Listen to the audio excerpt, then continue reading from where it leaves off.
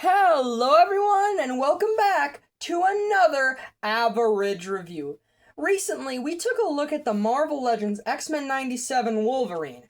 Well, today we're taking a look at the X-Men team member. Wolverine's kinda always overshadowed, primarily thanks to the Fox movies. That's right, we're taking a look at Cyclops, specifically the X-Factor version from the Nemesis Build-A-Figure wave.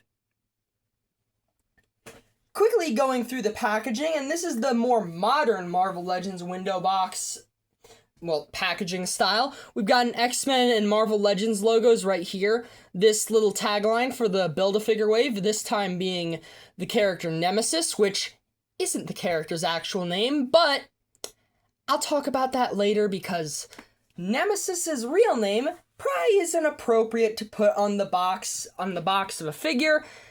Let's be honest, probably a bunch of kids will buy. Of course, we also have the Cyclops name right here, and on the side, we have more names and logos, along with some art of Cyclops from X Factor. On the back, we see a different piece of art from that same series, more names and logos, the other figures in this wave, the Build-A-Figure that you're building, and a bio in a bunch of different languages. Pause here if you want to read it. Actually, you know what? Here's a better look at it if you want to pause and read right here.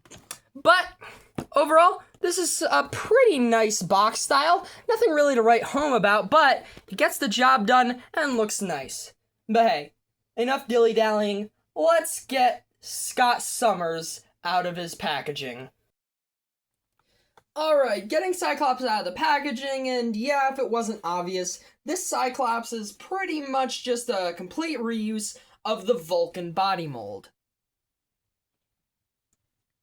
But I mean, that makes sense since, it's a really good body. It's been used for Cyclops before on things like the, animated series X-Men 97 Cyclops and a modified version for Astonishing X-Men. And hey, Vulcan and Cyclops are actually brothers, so them having pretty much the same body mold does make sense. Although that isn't to say that this figure doesn't have any new pieces. Out of the box, the main one is this new head, which I really like it. He's got a bit of a dorky grin, but that definitely fits Cyclops. I will say one complaint I have with the head is, this might be accurate to the X Factor book, but the circles on the side of his head that are usually yellow are just blue here, so it just looks like he has really weird ears instead of, a button that's meant to activate, it's meant to open his visor and let his, heat vision out. I don't know, that looks really weird to me. If any of you guys know a paint that really, really matches with the yellow on this figure, I'd be glad to know so that I could maybe touch that up. Other than that, though, yeah, this figure is basically just a repainted Vulcan body mold, which, like I said, I'm fine with, and I think it was painted pretty well. I like the big X going across the chest. Of course, he's got the yellow gloves and boots. That's kind of it. I like the shade of yellow and the dark blue. That looks very nice. Of course, the yellow also goes onto the back, although I will warn that when you pretty much move any part of this figure, the X is kind of gonna be, a bit, messed up. There's gonna be gaps, or, it'll look like this right here at the butterfly joint. That's kind of something that can't be prevented with a costume like this, unless you're gonna go with something like a cloth costume like Mezco. So basically, long story short, this figure is mostly just reuse, but I like the new paint job, and I really, really like this head sculpt. It looks nice. Minus the fact that the little side button things are blue instead of yellow.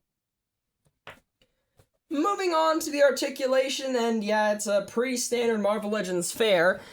His head is on a disc hinge and can look up this far, which is pretty dang good.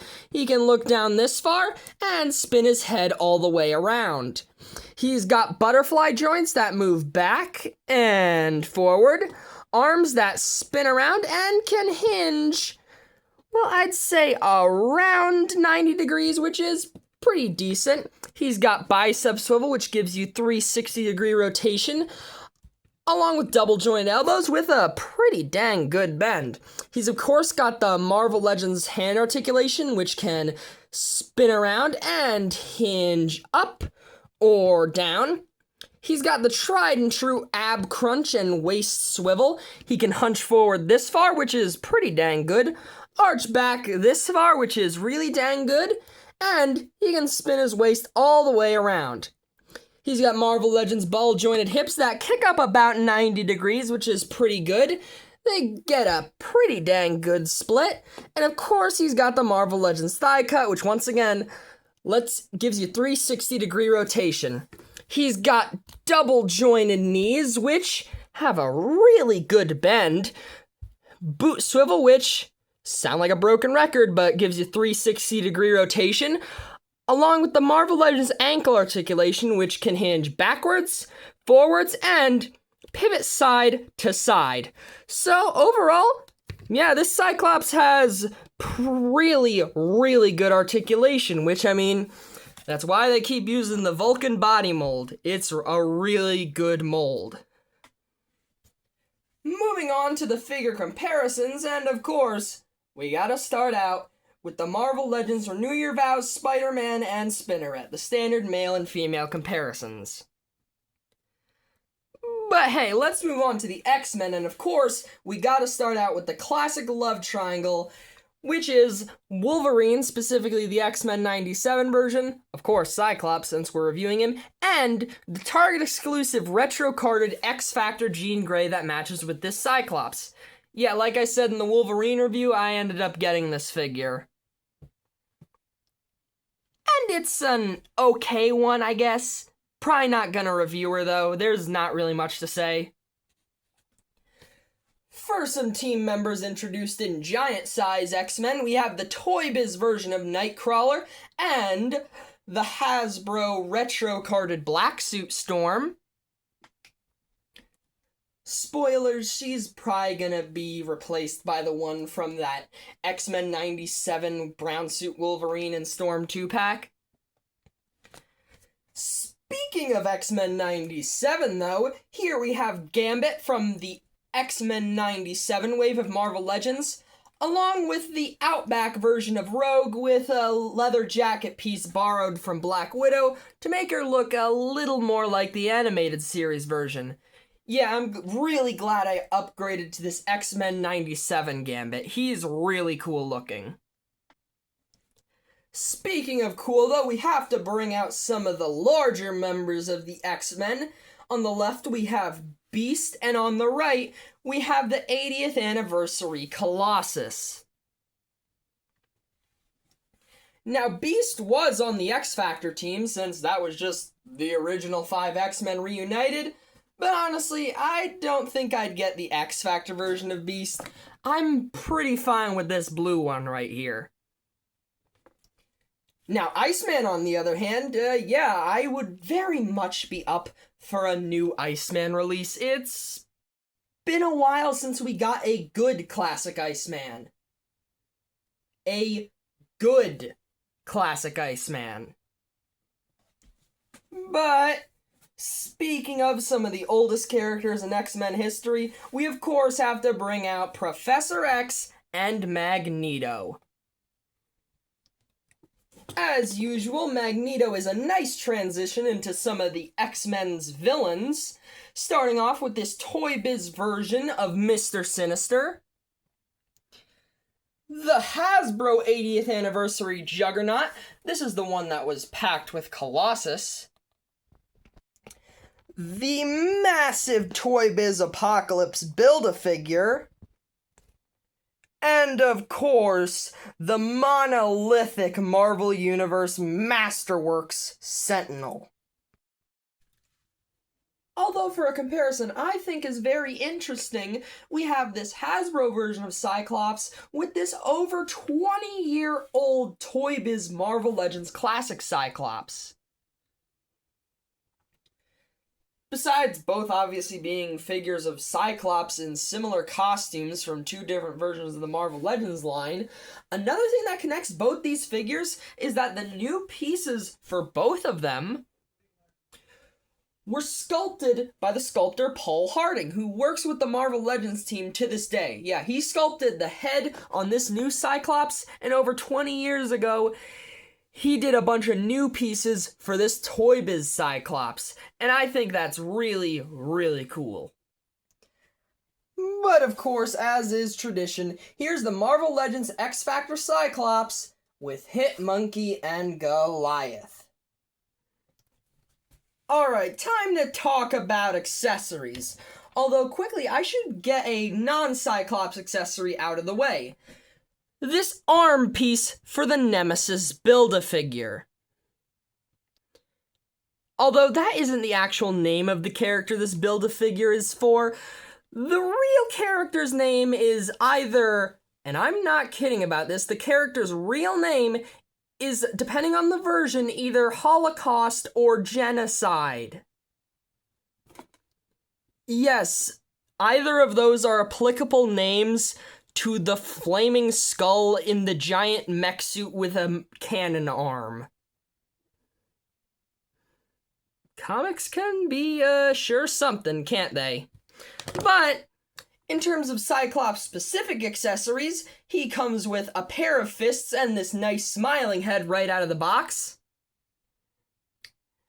But he does come with an alternate pair of hands, one being an open hand and the other being, well, I'd assume for when he needs to give the finger guns to Jean Grey or Emma Frost or Jean Grey's clone Madeline Pryor or probably Wolverine.